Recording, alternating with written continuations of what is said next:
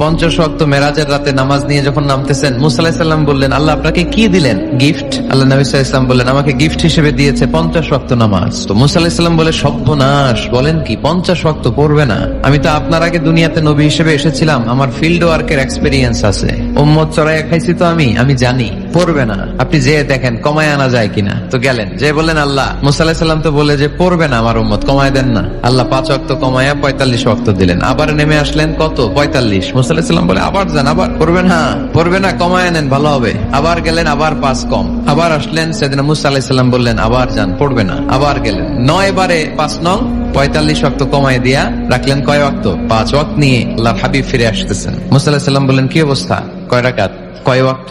আল্লাহর হাবিব বললেন, এবার দিছে 5 ওয়াক্ত।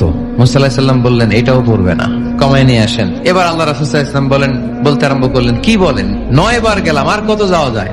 আর পারুম না, লজ্জা লাগে, আমার শরম লাগে। সহিহ বুখারীতে এই কথাটাই এসেছে, আমার এবার লজ্জা লাগে যেতে। শরম বলেও তো একটা কথা আছে। কয়বার যাওয়া যায় আল্লাহর কাছে? সুবহানাল্লাহ পড়েন। সকালবেলা কুরবানির হাটে যাবে গরু বিক্রি করতে, বউরে কয়, বউ একটা দাম কম। বউ বলে, কত কমু?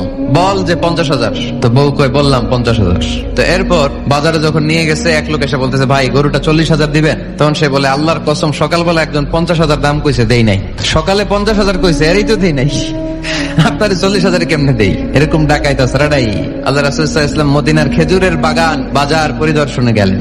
যে খেজুরের স্তূপ দেখে আল্লাহ রাসূল সাল্লাল্লাহু আলাইহি ওয়াসাল্লাম খেজুরের স্তূপে হাত ঢুকায় দিলেন। ঢুকায় দেওয়ার পরে তিনি দেখলেন পানি, আর উপরে শুকনা খেজুর। আল্লাহর হাবিব বললেন, ভিতরে পানি, উপরে শুকনা কেন? কয়, বৃষ্টি হয়েছে। আর বৃষ্টি হলে তো সব জায়গায় পানির সয়লাভ থাকবে। আল্লাহ রাসূল সাল্লাল্লাহু আলাইহি ওয়াসাল্লাম রেগে গেলেন আর বললেন, মান গাশশানা ফালাইসা মিন্না। যে আমাদেরকে ধোঁকা দেয় সে আমার উম্মত হতে পারে, যে লোক আমাদের ধোঁকা দেয় সে